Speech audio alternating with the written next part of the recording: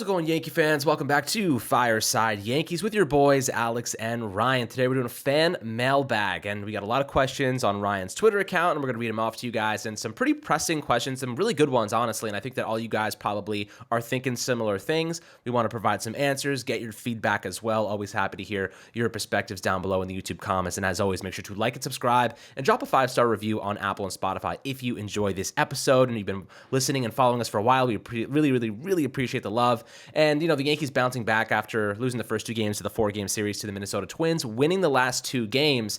And Garrett Cole's performance yesterday, god damn, that was impressive to watch. That was just beautiful. The bullpen is now well rested. The bullpen's gotten a lot of rest over the last 2 games, actually. So, day off today, tomorrow, bouncing back against the Angels. And, they're going to be well rested and ready to go. So this bullpen's in a good spot right now. All your arms are pretty healthy. All of them are going to be, just 100% ready to go. But we want to answer some questions from you guys. As always, want to show love to the community and our fan base. So we appreciate that, as always, Ryan. But I'll kick it over to you. Before we do, how you do today, my friend? I'm doing excellent. Had a big weekend, obviously, with the Yankees bouncing back there. First 2 games were not pretty, to say the least. And then, Saturday, Sunday, you get 2 really strong starting pitching performances from Herman and Cole. As you mentioned, the bullpen, you really only had to use Michael King over the last 2 days, that's also huge. Michael King deciding to go and throw 2 1/3 innings pitch. I think that's the longest outing he's tossed out of the bullpen in a pretty long time. It's been a while since he's been asked to go a 3rd inning, and to see his velocity up a tick on his fastball was huge as well. Shout out Tyler Hardman, Everson Pereira, Eric Wagaman, Jason Rosario, and Jason Dominguez. Those guys were great over the week. I got to run into them, talk to them for a bit. The Yankees have plenty of talent in Somerset that I hope we get to see over the next year and a half reach the major league level. But there's a lot of questions, and we'll get started with the first one from Kavion Season. Obviously, a big Giants fan as well. If you're Cashman at the deadline, I know, a long time from now, what area of the team do you target, assuming that the 10 and 15-day IL players come back healthy? Who's the 5th man in the rotation? What are you looking for in the bullpen? Maybe another catcher, infield, outfield. Maybe you're looking to move prospects. So, at the deadline, I think the consensus opinion coming into the season, and the consensus opinion at this point in time, is still the outfield. I don't know if you disagree with me here. The Angels have looked pretty bad. I'm not going to suggest Mike Trout, but I'm going to suggest the guy who looks like Mike Trout. He's not left-handed, but Hunter Renfroe's gotten off to a pretty good start this year. He's got a 141 WRC plus. Last year, he hit 29 home runs with a 124 WRC plus. The year prior with Boston, 31 home runs. He's a pretty solid defender in the outfield. He has about league average sprint speeds, which should play well with the bigger bases. And you're just looking for someone in the middle of the lineup who could be a big bat. It's kind of hard to find outfielders early on just because you don't know who's good and who's going to be bad. Obviously, Jock Peterson or a Michael Conforto type would be nice, but I don't think the Giants are going to be that bad this year. But that's a guess. We'll have to wait and see. As for the catching situation, the guy I'm going to start harping for, because the White Sox aren't very good this year, is Yasmani Grandal. If the Yankees could somehow get away to get a switch-hitting catcher who's gone off to a really good start this year and is a free agent at the end of the year, that would be great. But do the Yankees want to make a switch to the catching position, mid-season? Probably not. And it's not like Trevino's bad. He's a great defender, works well with the pitchers. And then what do you do with Higashioka, right? Because Higashioka isn't really a bench bat. He's a backup catcher. He's there for his defense. So what do you do with him? You can't really run with 3 catchers. So I don't really know what they'll do there. And then on the pitching side of the ball, I don't really know what's going to be available as well. So I think that's more of a long-term, that's more of a June or May question. What do you think, Alex? I mean, ultimately, look, the outfield is a position that we have known needs a little bit of support, but it seems like we're also waiting for the elevation of Jason Dominguez. You're looking at some of these younger prospects who are climbing the system really fast. Jason Dominguez is starting off the season. I think he's at, he's gotten on base 9 times in his last 12 at-bats I saw yesterday, so he's on fire. He's going to get up to AAA really, really fast, and then he's probably in the mix as a starter next year, if we're being honest. He could take the Anthony Volpe route, play a couple games in AAA, and jump right up to the bigs. They ride with the inconsistencies to begin the year, and as he gets more, acclimated to the MLB, he'll start to hit and start to showcase all of that quality we know he has. As we saw in spring training, he was electric. So, the outfield, if the Yankees are looking for a long-term solution, I could see them just waiting for their youngsters to develop, but if they want a stopgap on like a 1-year deal, like someone that can come in and really compete as a starter now, I could see them going after somebody. We've talked about a couple guys in the past. Kepler, we just saw with the Twins, obviously a good player, ran into the wall yesterday on that DJ LeMahieu solo homer, so his face is a little bit busted up, but he's still a good player. You look at other players around the league. The Yankees aren't probably looking for someone on a long-term contract. That's why like Brian Reynolds was kind of attractive, because he's not on that extension yet. He still has a year or two left, I believe, of of control until he becomes a free agent. So, he's off to a hot start. There are options, but I just don't think the Yankees are going to make any big signings. I wish to God they had another like Benintendi situation where he was like on a 1-year deal. Benintendi's phenomenal when he's playing consistently and when he's healthy, and that would have been an ideal fit. Like this year, getting a Benintendi in left field, like I would have advocated heavily for that. I just don't know if there's anyone like that available. So I would say right now, you also just can't roll with Hicks. Like you can't commit to Hicks. You can't commit to IKF. You can't commit to Willie Calhoun as an everyday defensive player. You can't commit to Franchi Cordero. He was off to a hot start, but now he's come crashing back down to earth. His OBP, batting average are both plummeting as we speak. So it's tough to kind of sit here and say that the Yankees have solutions, and you do get Harrison Bader back, but until when? Until when does he get injured again? Until when does he suffer another issue and then he's out for a couple of weeks? Like you can't depend on him. Stanton just goes down a couple days ago with the hamstring injury. He's going to be out for at least 4 weeks a minimum, but more likely 6 to 7 weeks if we're being honest. So the Yankees don't have a lot of players who are above average defensive and offensive players in the outfield. Like Oswaldo Cabrera right now is probably a below average offensive piece, but he's an above average defensive piece. He's still working on it. I still am very confident he'll get better.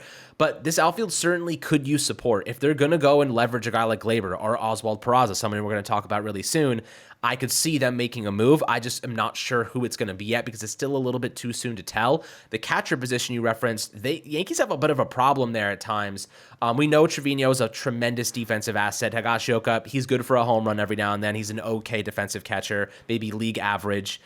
So you have some depth there, but when you're looking at long-term solutions, Trevino, they have a lot of control over him. I would actually prefer Trevino to be the backup to an above-average starter. Of course, that would be like an ideal situation, but offense at the catcher position is a luxury. You don't find that very often. That's why we were really, really excited about Austin Wells, but he suffered that rib injury, which knocked him out for spring training, so we didn't get to see him, and he's still injured. I still don't think he's playing yet. So, the Yankees don't really have a committed solution there for the long term. I love Trevino. We all love Trevino, but he's not the best offensive piece. But again, you can win a World Series with a defense first catcher. A lot of teams do. That's kind of the consensus around the league. If you could go out and get a stopgap like Grandal and have him for the rest of the season, have him take over. But at the same time, you look at Cole yesterday in his pregame, he said, or his postgame, recap. He goes, Jose called a ridiculous game. He called a tremendous game. He was excellent, and he gave the credit to Trevino, and Cole prefers Trevino now. Like, he liked Higgy. Now it's Trevino, and he's such a great, the framing runs, everything he does for this team. I don't necessarily think you need to make a change there. I think Trevino's more than good. He's more than fine, and, he's one of the best defensive catchers in baseball. Offensively, it's a luxury to have a great catcher in the offensive categories like JT Realmuto. Like, you don't find guys like that very often. Maybe Wells becomes that down the line, but he'll probably never be as good defensively as Trevino is right now. And we still have control over him for a couple more years, so I don't think that's necessarily a need. Yeah, I definitely agree with you there. End of the day, it's not like the Yankees are a team that, this team is we're still figuring out what this team is. So I think we'll get a better idea as to what, this team is going to need as we get closer to the deadline. I mean, last year, we traded starting pitching away, right? And now I would say, in October, the Yankees needed starting pitching. They had so many injuries. And that's something you really can't expect or can't predict. So as we get closer, I think we'll get a better idea. The next question is from @YankeesHomer. What do you think the Yankees' long-term plan with Peraza is? Keep him at shortstop as trade bait, move him to another position so he can help the major league team. What do we do there? Personally, I think Peraza should be a shortstop, right? I think all of his value, not all of it, but most of it comes from being an elite level defender. He's not going to be like a 120 to 125 WRC plus hitter, right? And there are not a lot of third basemen that are able to stick at the position just through defense without much of a bat. And with 105 WRC plus third baseman, really good defense, is a good player, but it's not a player that the Yankees could necessarily say is even better than LeMahieu, right? Like, is he a better third baseman than LeMahieu is? No. That's the answer to that is no. LeMahieu's a great defensive third baseman, and LeMahieu's a better hitter. Is he a better second baseman value-wise than Gleyber Torres? Probably not, unless he's a much better hitter than what I think he is. The answer is likely no. And even at that point, right, like it's a second baseman. You would, if you wanted to move one of Volpe or Peraza to second base, the logical conclusion would just be to move Volpe to second base. He's already proven to be a good defensive shortstop. He'd probably be the best defensive second baseman in baseball. Talking about Volpe, of course. I think Peraza could do the same thing, but you would get more defensive value out of Peraza at shortstop and Volpe at second. The issue is, of course, Gleyber Torres. Gleyber Torres is too good to, just get rid of. The Yankees need bats. Stanton, especially with him out for a month and a half. The Yankees are going to need offense. So I think you agree with me here. It's kind of a weird situation where it's very much like, unless an injury pops up, a big time injury to one of Torres or Volpe or LeMahieu, not even LeMahieu, because he's not even the second baseman of this team. He's a third baseman. So it's really hard for me to figure out a way for Peraza to play. I think they end up trading him. What do you think, Alex? Man, that's the question I wanted to answer today. And Peraza, the more I think about this, the more I think he's a trade piece than an asset for us in terms of, actually making a contribution here. They're not using him at third base. He's never played a rep there. And he should be playing everyday reps at third base in minor league in the AAA system right now. That's just objectively true. And Josh Donaldson, he's on the outs. Like, he's done. Like, he's washed. We've seen enough. You tweeted out a couple, maybe an hour ago that you want to see him over, what it was, a 20 game, 40 game sample size to see if he's still got some juice left in the tank. But we saw a full season of it last year, and he does not have juice left in the tank. He's trying to change his batting stance. He's trying to make changes as a veteran. We're talking about a guy that's a former all-star, a former top player in the league, trying to change his batting stance now. Why?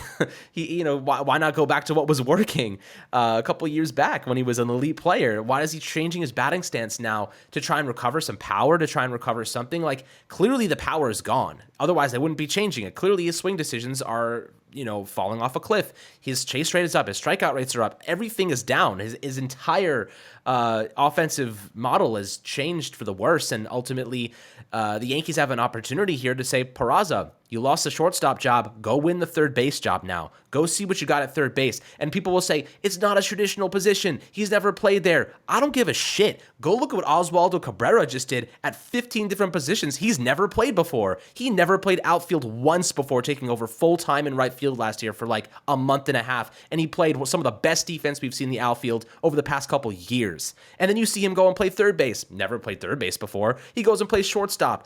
Don't tell me that Oswald Peraza cannot play third base when we just watched a guy, utility player, IKF, they threw him into the freaking outfield and he looks fine out there. Do not tell me that Peraza can't go and play third base right now, because I bet you he would be more than fine. He's got the range. He's got the arm. He's athletically gifted. He's one of the best defensive shortstops in the minor league system across baseball. He can make that transition. Just give him some opportunity. Give him a chance. The Yankees are just holding him back. I do not get it, which is why I think they're trying to leverage him as a shortstop trade piece other than, a third base, a long-term solution at third base or second base, because what's the point? What's the point of continuing to running him at shortstop unless he's going to be traded as a shortstop to somebody else? I think that right now we're looking at him likely as a trade piece more so than a long-term solution at any other position for this Yankee team. Yeah, definitely. End of the day, regardless of how you feel on Donaldson, I think it's clear that Peraza doesn't really have a path on this team right now. And it's kind of unfortunate because I think last year we saw a lot of encouraging signs and he's been an encouraging prospect. I do know the Yankees wanted to potentially move him for Montas. Thankfully, the A's wanted Waldichuk and not Peraza. So the Yankees got to hold on to Peraza, and Waldichuk obviously has not panned out very well. And it would have been a disaster to move Peraza for Montas, knowing what we know now. But the next question kind of builds off of this kind of like this. Trend here of, what are the Yankees going to do in the future? Like Peraza, the deadline, all these things, Lil Jake, followed by a bunch of numbers that I do not have my glasses on to be able to read very well. Do you think there's a chance Cashman makes a move for an outfielder earlier than the trade deadline, seeing as Stan will be out for some time and there's no telling how productive Cordero will continue to be? Would we see Peraza possibly go? Now, I think we kind of tapped on this earlier. I think there is a trade for an outfielder at some point, right? Like, there's so many room. The Yankees have been trying to replace Hicks for like 2 years now, right? Last year with Benintendi, they also traded for Bader to have a long-term, or not a long-term, but a multi-year solution in the outfield and to move Hicks permanently out of center field. They played Judge in center field. They taught Cabrera the outfield. They called up Estevan Florial. Estevan Florial, again, don't mean to rip on the guy. The dude is simply not very highly valued in the organization, and the fact that they DFA'd him and he was not picked up by any other organization, it reflects on that. They were doing everything they could. I think I listed like 4 players there alongside moving Judge to the outfield, to center field. That's 5 attempts to get Hicks out of the lineup as much as possible. I think that 6th attempt is going to be a trade deadline move. Hell, we've seen the 7th attempt. It's Franchy Cordero. Franchy Cordero comes in out of nowhere. He hasn't played well, the last week or so, but he's still proven to be a better option than Aaron Hicks right now. Hicks is awful right now. He's terrible. So they've got to go out and get an outfielder. I think Peraza would only go up if it was like a Reynolds deal. I don't know who else becomes available. I don't think there's another outfielder who you're going to trade a top like 100 prospect for. What do you think?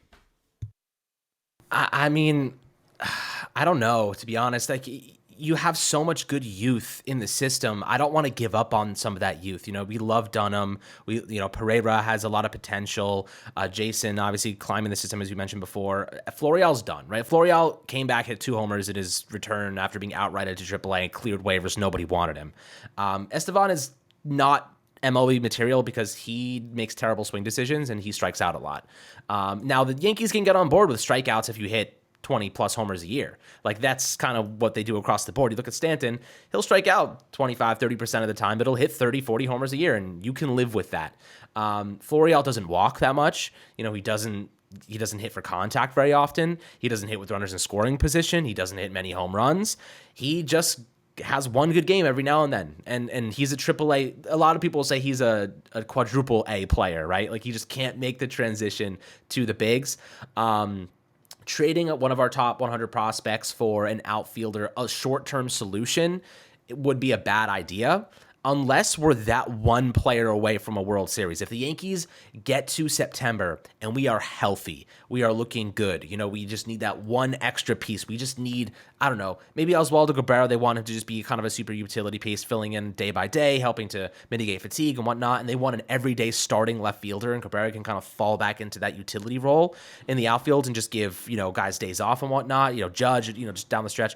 Then maybe you make the trade for an elite, or like a guy on an expiring contract, or somebody with a year or two left of control, and you just have them compete and fight it out. I just don't really think right now is the time to jump the gun. I think we still have a lot of baseball left to watch. I think we have a lot of time left to see players heat up and players fall off the wagon. I think that Aaron Hicks, as you mentioned, is playing like ass, and he was awful yesterday. He has no plan in the batter's box anymore. Yesterday, 2 of those strikeouts he had, he wasn't even competitive in those at-bats. He didn't even look like he knew what was coming. He was just swinging aimlessly. When you have a player doing that on a regular basis and they are looking, like you saw Anthony Volpe a week ago, he was swinging aimlessly at some of those sweeping sliders. He was not sure. He did not have a plan. Now, a week later, he has a plan every time. He's making good contact. He's getting unlucky a little bit because he's hitting it into the outfield to guys, but he's making good contact. He's waiting on pitches. He's seeing pitches. Hicks, a veteran, is not seeing pitches. Traditionally, his best asset was getting on base through walks. He always was patient. He worked counts. He forced pitchers to throw 9, 10 pitches in an at-bat.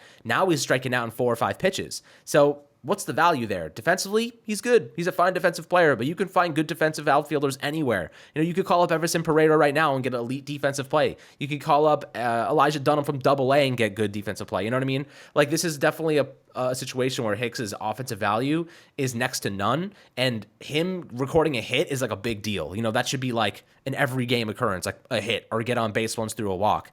He's washed, and ultimately the Yankees have no choice at some point but to either bench him permanently or they're going to have to DFA him, I think.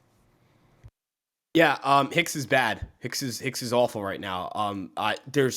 There's no other way. And I was someone in the offseason where, I was like, if he plays good defense, if he's close to league average offensively, like, he'll be a solid left fielder until the Yankees figure something out in the outfield.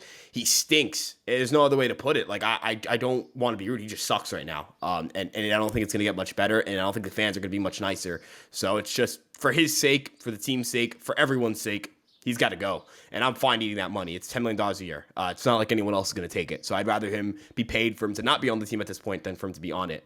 But the next question is, now this is more pitching related.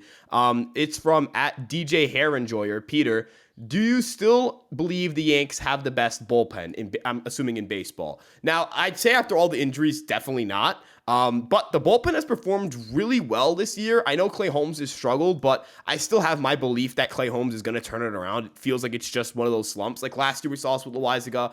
The year prior, I'm trying to think of which guy it was. I know Justin Wilson, they signed him. He was awful, but Justin Wilson is not a career-long elite reliever, or nor does he have that status. But Loizaga last year, I think, is a fair comparison to make here, right? Loizaga really stunk to start last year. It was not even bad. It was atrocious. It was a good 2 months of him being ineffective, terrible, blowing a bunch of leads, not being reliable, not getting strikeouts, not having command, just not looking like himself. It turned out to be a shoulder issue, and the Yankees were able to put him on the IL and get him back and have a really good postseason. But the Yankees have a 2.36 ERA from their bullpen right now. And that's, to me, surprising when you consider all the injuries. I don't know. Maybe that number shouldn't surprise me as much, but considering, again, that this team doesn't have Tommy Kahnle, this team doesn't have Lou Trevino, this team currently doesn't have Jonathan Loizaga. Those are 3 huge losses, and then when you lose a Rodon and a Severino, it means that Clark Schmidt, who had a sub-3 ERA for you in the bullpen, has to move to a starter role, and since he's not that good of a starter, you lose a reliever, he becomes a starter, he's not that good as a starter, and he's not going deep into games, so you have to tap into your bullpen more. So there are a lot of that creates plenty of issues for you that he has to start because you don't have starters right now. When the Yankees get Severino Rodon back, if you are able to move Schmidt to the bullpen, that's another nice piece to have. They have guys in Matt Crook. They just called up Greg Weissert. Davey Garcia is putting together a solid campaign in AAA. As they get guys back healthy, Michael King has looked excellent to start the year. I know the velocity was a little concerning early on, but the ERA is sub-2. I mean, he looks great. He looks awesome. Wandy Peralta is, my boy Theo Wandy. I mean, he's always shoving, right? Ian Hamilton has looked amazing. Albert Abreu given 7 scoreless innings. Yes, it's in low leverage, but you'll take low leverage outs. Because it saves you from having to use your Wandy Peraltas, your Michael Kings, or even a Clay Holmes.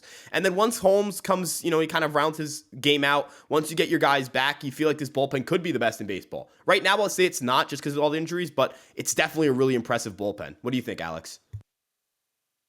Our bullpen is tremendous, and ultimately the reality is that the injuries have taken a big toll. We don't have Lou Trevino, we don't have Tommy Kahnle, we don't have Jonathan Loizaga, and we don't have Scott Effross. 3 of those guys are going to return at some point this season. Effross, obviously, the Tommy John surgery, will likely miss the entire year. But Ron Marinaccio, and I think there's a discussion to have here about the closer spot. I think Ron should be closing games. I think Wandy should be closing games. Like, those are the 2 guys I'd be looking to, depending on the matchup. If there's 2 lefty batters, or even 1 lefty batter, and you need 3 outs, I'm throwing Wandy in there to close the game. If you got 3 righty batters in there, I'm throwing Ron Marinaccio to close the game and utilize one of the best changeups in baseball to strike guys out. Clay Holmes has become a liability. I don't trust him right now. The Yankees are going to seemingly roll with him until they do. But I'll ask you this.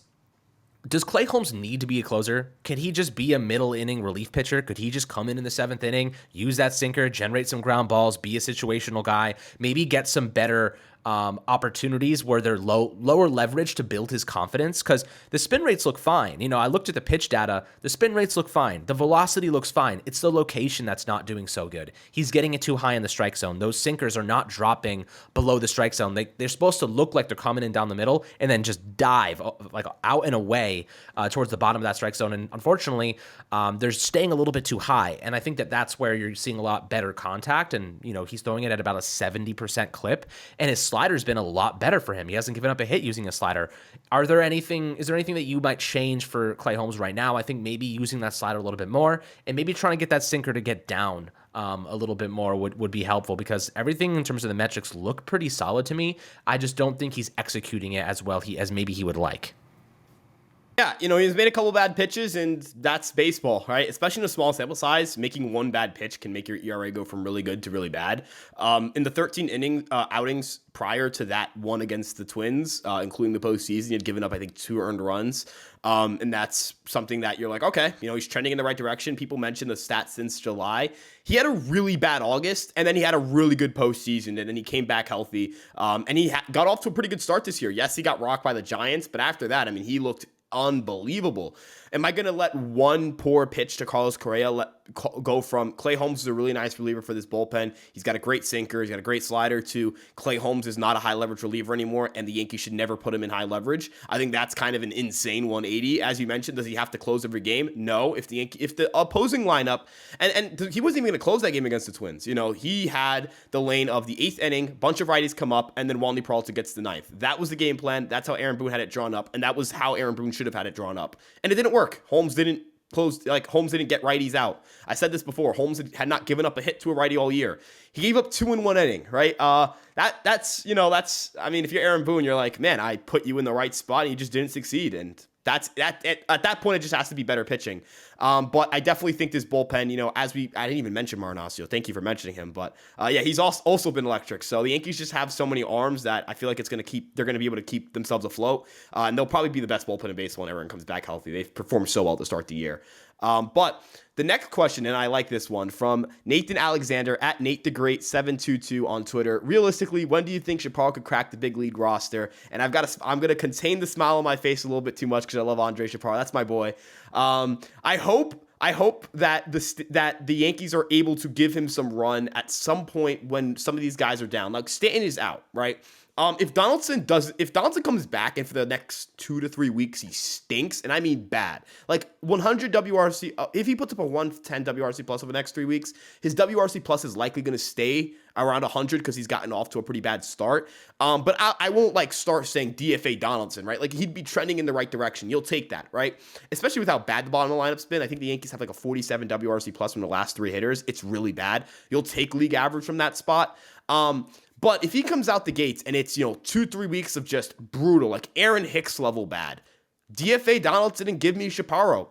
Chaparro's crushing, man. Like, he got off to a bad start in AAA. Some bad luck. It's not even like he's making bad swing decisions. He has a 13% whiff rate and like a 22% chase rate. He looks good in terms of plate discipline. And he's hammering the baseball. He just won Player of the Week last year because he hit 5 home runs in 1 week. He has 6 home runs in his last 9 games.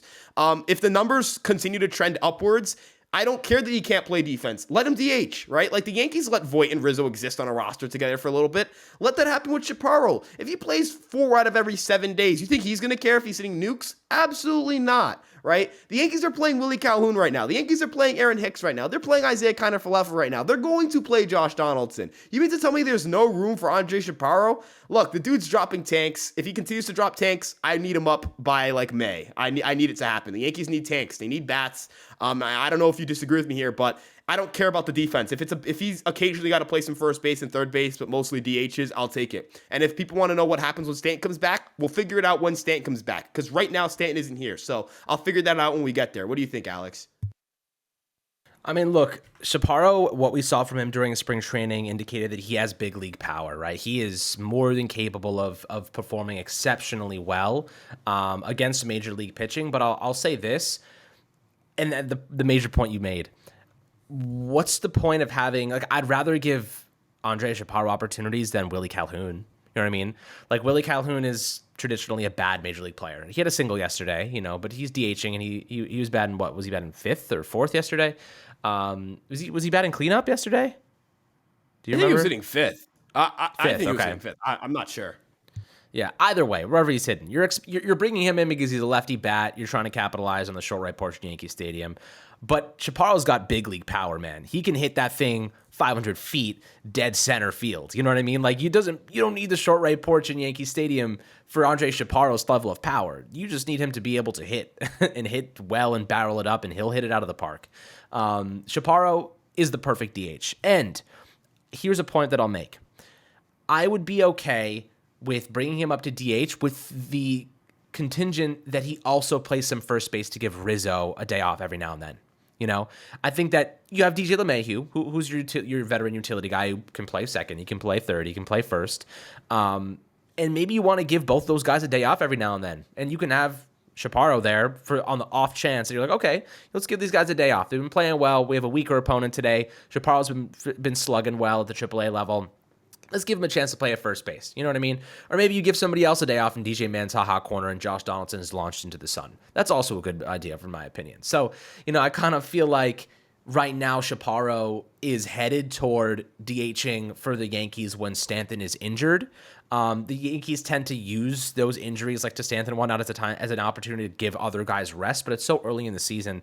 Chaparro's got that power. Like, he's got Stanton level power. He just doesn't have Stanton's eye. He doesn't have Stanton's 10 years of MLB experience. But nonetheless, that's not to say if he can hit a home run once every 3 games, once every 4 games, that's still a pretty positive clip. That's a very positive clip among most people. Well, yeah, I think last year he had some crazy level of homers. I think he had 19 homers, if I'm not mistaken, in 52 games, something like that. I think he was at the Double A level. I'm pulling up his stats right now so that way we can see. But yeah, so last year he had 19 homers over 64 games at the Double A level. Again, it's Double A, so it's a little bit different. He started off this season a bit slow, but he already has 6 homers in 14 games, guys. I mean, it's like a 45% chance he's going to hit a home run every single day. Now, does that translate to the MLB? Maybe, maybe not. But all he needs is that one good pitch, and he'll crank that thing. So would I like to see Chaparro at some point this year? I absolutely would. I would love to see him at some point this year. The question is, how else can you utilize him, or is he just taking up a DH spot? Because the Yankees have so many infielders. Absolutely. And end of the day, there's always going to be that infield logjam, but I think that if you hit well enough, you just find your spot on the lineup. I think that's how I have always viewed Andre Chaparro. If he hits, just find a way to play him, right? It doesn't have to be 162 games, but just find a way, right? And I think he'll agree with that one. The next question is from Babel Bronx, and he says, if you could add anyone to the Yankees bullpen, who would it be? Now, I think this is a pretty, if you could add a healthy Edwin Diaz is the answer to all bullpen questions. I mean, I think that's a pretty fair answer. Alex, do you have any disagreement here? Healthy Edwin Diaz, that's the guy. I mean, healthy Edwin Diaz is amazing. Yeah. What is the conversation exactly? Yeah, I mean, definitely. I think if you want to say the last guy, maybe last year oldest Chapman. But yeah, no, healthy Edwin Diaz is I mean, if we're gonna go, yeah, that's the answer. I think that's a pretty trumpets quick one to all. answer there. Yeah, yeah, the trumpets at Yankee Stadium would be electric, man. It's a shame sick. Yeah, that would be, dude. That'd be awesome. But, hopefully he recovers soon because baseball needs that guy. He's awesome. Mm-hmm. The next question is from Ryan Jack NYY. He says, when do you think Dominguez and Jones eventually get up? And I'm assuming that's the major league level. Dominguez feels like that could be a 2023 late season if he continues to, turn things around Double A. He didn't get his first hit of Double A this year until the series against Binghamton, where, as you mentioned, he got on base a ton. Man, if he has a good Double A is the time is where you're going to spend most of your time. Triple A, the Yankees let Volpe basically skip Triple A, right? If Dominguez has a really good start, if it's the end of May and he's got a 130 WRC plus in Double A and he gets called up at some point in June to Triple A, you could see him at some point during the season. But I'll say 2024. I'll say 2024 is a good estimate for Dominguez, and then for Jones, I'll say back end 2024, early 2025 for similar reasons. Give him about 2 years in the minor leagues, and then we can put him in major league ready contention. What do you think? Yeah, for Dominguez, I think that next year we could see a Volpe transition, like I mentioned earlier. I think that if you see him get to AAA this year, which I think he will, I don't know what his numbers are exactly. I'll pull them up for us right now so we can take a look. But Jason Dominguez is one of the most talented players in this farm system. He's probably, if you're not including Anthony Volpe, he's probably our number one prospect right now. There's a reason they didn't want to trade him. He's 20 years old. He'll be 21 next year, the same exact age the Yankees call up Volpe this season. So, he's not hitting so well, but he started off slow, right? It's only 8 games. The sample size is too small. He's walking at a 23.5% clip, so he's getting on base. He has 5 stolen bases. Definitely not a great start to his game. He's striking out a lot, but he's starting to heat up. You saw him this weekend, obviously, in Binghamton. So he's going to be just fine. I think that we really see him kind of take a big step forward over the next couple months. I mean, he's a similar kind of path to Volpe in the sense that it took him about 2 months to adjust to Double A. It took him about 2 months to adjust to Triple A. Didn't really even have much time in Triple A, but Double A specifically, he took a big step forward, and then he was off to the races by May. And this is what we projected for him, by the way, at the MLB level.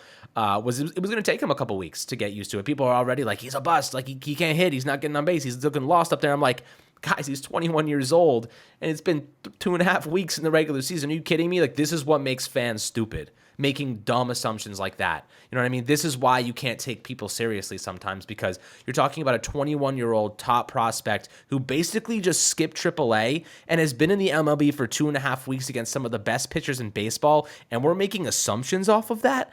Come on, guys. We're smarter than that. We're better than that. We know we can come to more logical conclusions, right? I think that we can agree to that. Jason Dominguez, you're going to have to ride with the inconsistencies if you call him up early. I don't think that they take a very similar approach to him with Volpe, though, unless we really need it, right? The outfield, Harrison Bader's gone probably next year. I don't think we can trust him as a long-term solution. I don't think you can pay a guy like Harrison Bader big money because he can't stay healthy and you can't keep him as a reliable player. Aaron Hicks might be DFA'd, to be honest. He might be gone this year. I don't know just yet. IKF, he's gone next year. You know, you have Stanton, who can't really play the outfield anymore. You have Judge, who's obviously an everyday level player. You have Oswaldo Cabrera manning left field.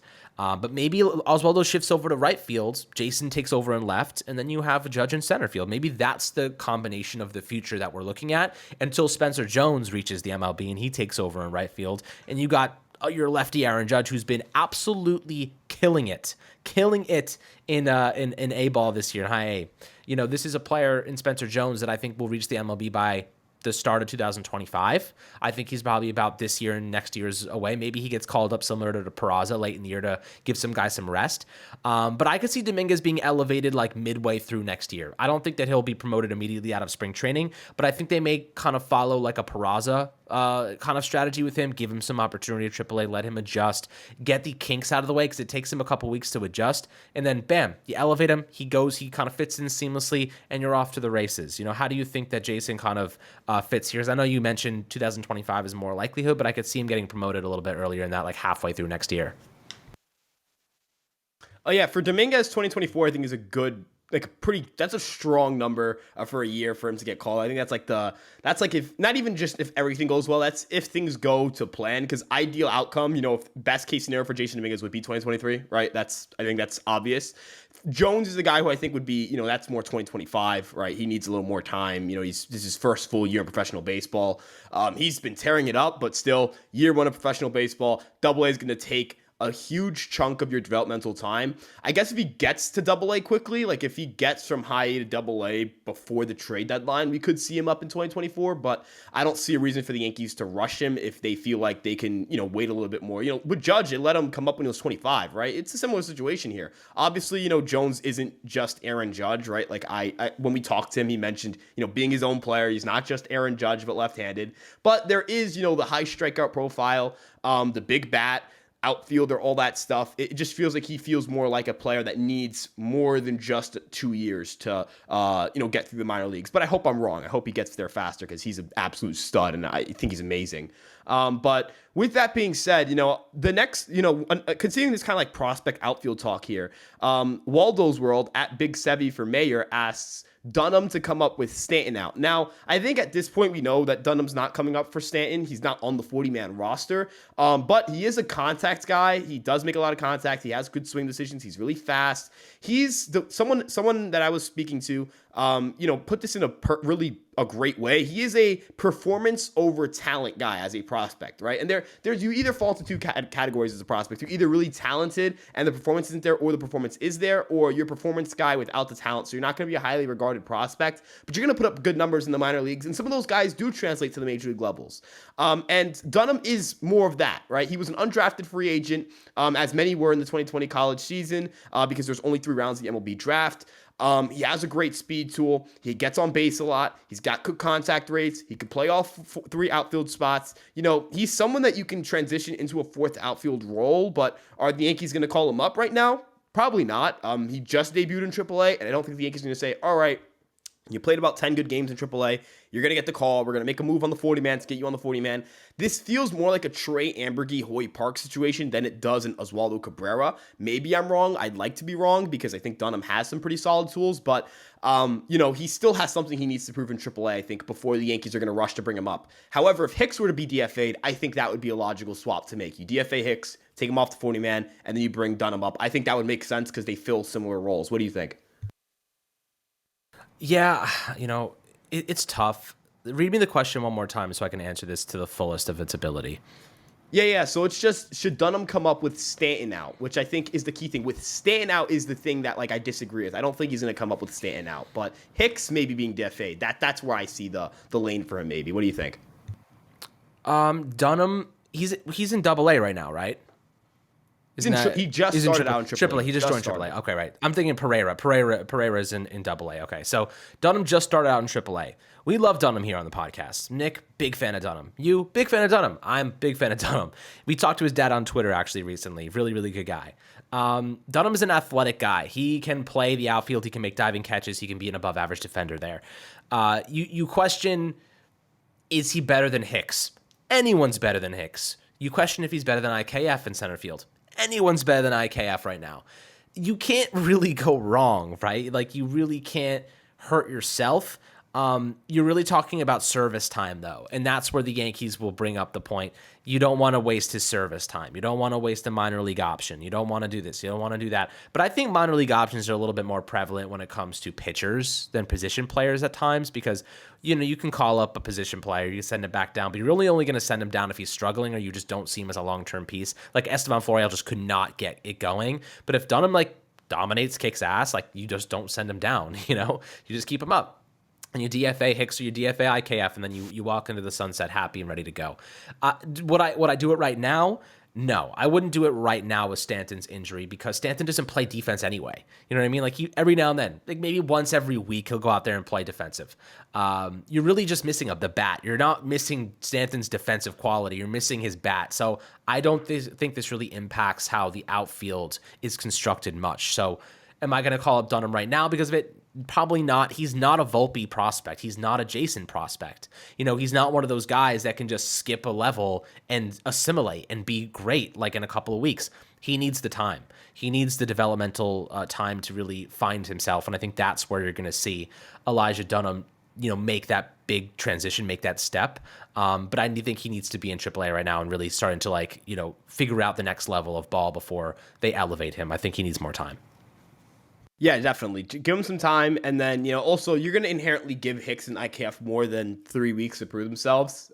It doesn't look like they're going to prove themselves, but I get giving them more than 3 weeks to do so. But Hicks, at least, IKF doesn't have the birds out for him yet. Hicks just feels like it's not happening for him, especially in New York. Maybe somewhere else, but not in New York, man. And when that time comes, Dunham could probably be a nice replacement there, or maybe they wait till the deadline. We'll have to wait and see there.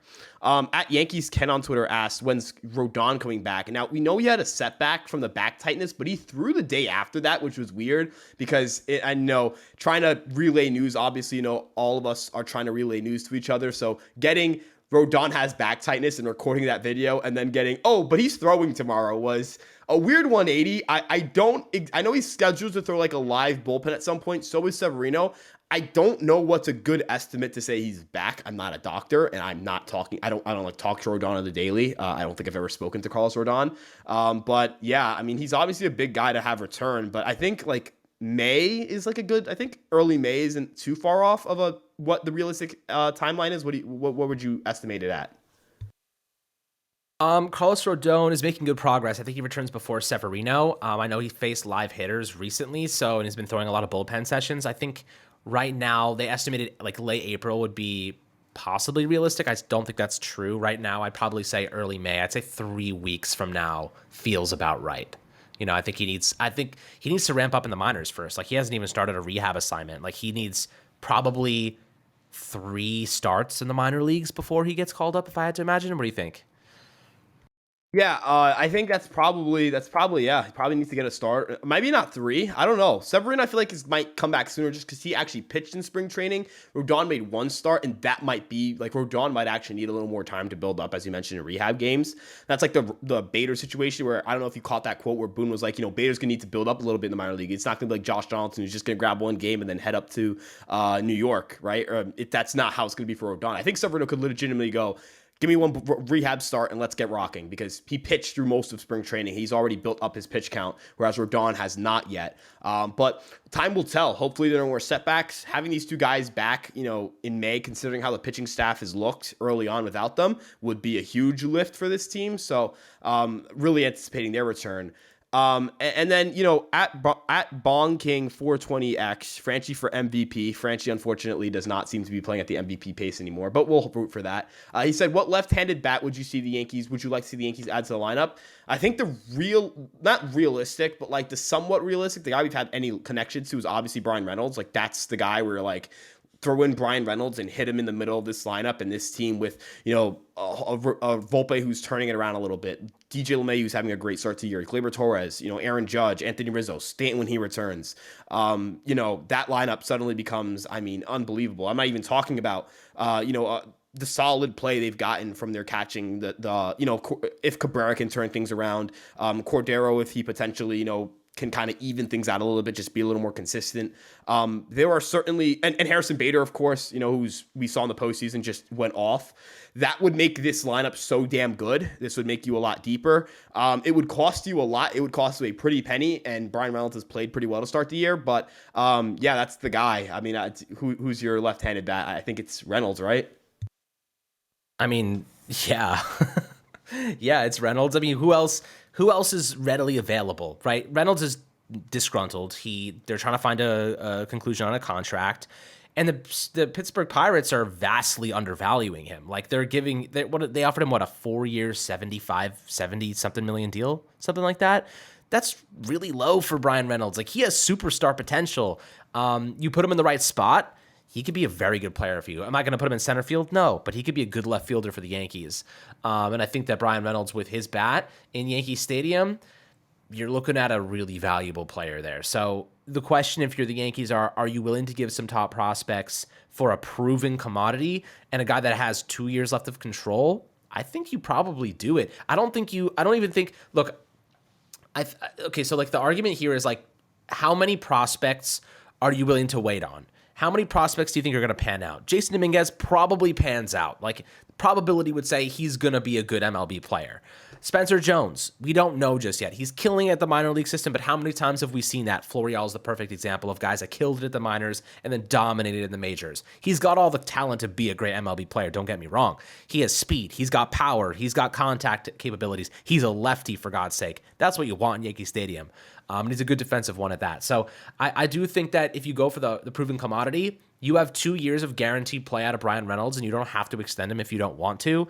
He may request a trade. He may, force his way out, which is totally possible. But the Yankees have been linked to Brian Reynolds for as long as he's been in the league. As long as I can remember, the Yankees and Brian Reynolds have been linked. So there's always going to be interest at the right price. The Yankees now have leverage, though. The Yankees have Oswald Peraza to move if they want to. They still have Gleyber Torres to move if they want to, but Peraza's their big piece. The Pirates reportedly want a top pitching prospect. The Yankees don't necessarily have that anymore. You have a couple guys. You got like Will Warren. You have Davy Garcia, who's not very good. You could even move Johnny Brito if you wanted to. I probably would not do that, but you could consider him in that. If they were going to get Brian Reynolds, maybe you would, because you're going to get Severino, you're going to get Rodon back, but what do you think right now you'd be willing to part with for him? I think that's the more interesting question. Yeah, I think I'm holding on to Dominguez. Obviously, I'm parting with Peraza, especially since he's kind of expendable. I'm willing to move pitching prospects. I'm willing to do what it takes to get Brian Reynolds. But the follow-up question is, what are you willing to pay Brian Reynolds? And are you willing to pay Brian Reynolds? The Yankees have to answer that question. And that ultimately is going to be part of what you're trading for. You're trading for also on top of the player, right, who has a 139 WRC plus right now. Really bad center field defense. He already has -3 defensive runs saved in center field. He is atrocious out there, but he's a positive defender in left field. So just never play him in center field. That's the game plan. But you also are trading for the exclusive negotiating rights with Brian Reynolds. When you acquire him, it is only you that can negotiate for a contract extension up until he hits free agency. And I think that's somewhat important here. Now, the Pirates have played good to start the year. So, how willing are they to move Brian Reynolds, right? Like, how do you feel like the fact that they're playing well and they're not necessarily in the most competitive division in the world? It's not like the NL Central has, a Houston Astros type team in there or anything of the sort. All the teams in there are pretty flawed. If the Pirates can get off to a good start, they have young players, like that adds some incentive to extend Reynolds. There's a lot of variables here for Reynolds, but obviously if you could add any left-handed bat to the lineup, it's the realistic one is probably Reynolds. And I say realistic in the sense of the Yankees have been linked to him, and there has been rumors of trade talks with the Pirates and the Yankees for Brian Reynolds, but that seems like a pipe dream just because of the unwillingness for me to part with Volpe, and the Pirates seem to really want Volpe. I am not trading Volpe for Reynolds. It's not happening. Not right now. Not based on what we know. So, yeah, that's really like the best I can say with Reynolds. There's not really much else. There's not really a left-handed bat that I know of that's out there that is clearly on a bad team. Even Reynolds is not on a team that you would say is definitively going to be bad this year. Because this feels like baseball this year has kind of been weird. A lot of the teams that you expect to play poorly have not played that poorly, right? Like there just haven't been a lot of outright terrible teams, and a lot of the outright terrible teams don't have any left-handed outfielders. Go figure, bad teams don't typically have good players. That's baseball. So this trade deadline will definitely be interesting. Brian Cashman and the New York Yankees are going to have to get creative, but we'll definitely talk more about that as we get there. The final questions, I think we can keep pretty short. How tall am I from Hoodie Maven?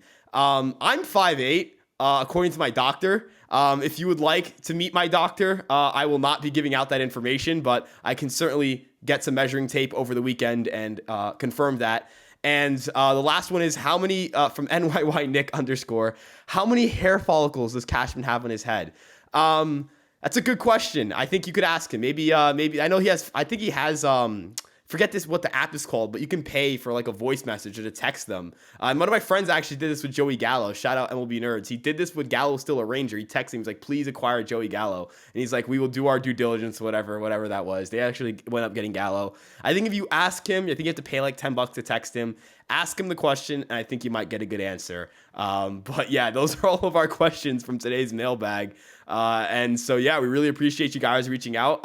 We'd love for you guys to continue to join in. So I'll be tweeting out, we'll try to do them probably on days where we don't have a game starting or a series. So like days like today, there's an off day. Series starts tomorrow, a little bit of a reboot for the Yankees. I'll tweet it out. We'll try to put it on the Facebook. We'll put a post out for hopefully on the YouTube as well and Instagram, so you guys can all try to join the conversation, and we'll be able to select you guys and get you guys featured on the show. So thank you guys so much. Absolutely, my friends. But as always, make sure to like and subscribe to the Fireside Yankees YouTube channel. Drop a 5-star review if you enjoyed the episode. On Spotify and Apple, we have a lot of great content coming out on the daily, as you've seen. And this is just another segment that we are going to be putting into motion over the next couple weeks on the off days, getting your guys' opinions, answering your questions, having some fun. Definitely one of our longer episodes, but I think we covered a lot. So I think you guys got a lot of information and opinions from us, but always happy to hear yours below in the comments section. As I said, make sure to like and subscribe, and we'll catch you guys on the next Fireside Yankees episode.